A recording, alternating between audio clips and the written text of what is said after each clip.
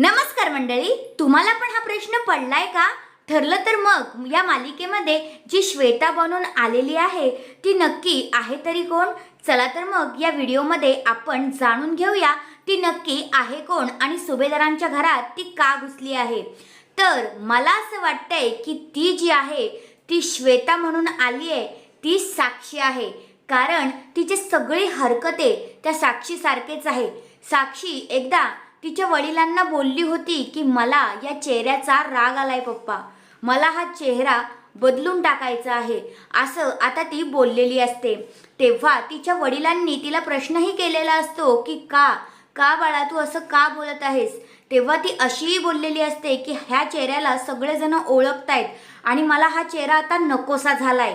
म्हणूनच आता ती तिच्या चेहऱ्याची प्लॅस्टिक सर्जरी करून आता इकडे सुभेदारांच्या घरामध्ये घुसलेली आहे असं मला वाटतंय. आणि हेच पुढे आपल्याला येणाऱ्या भागांमध्ये कळेलच.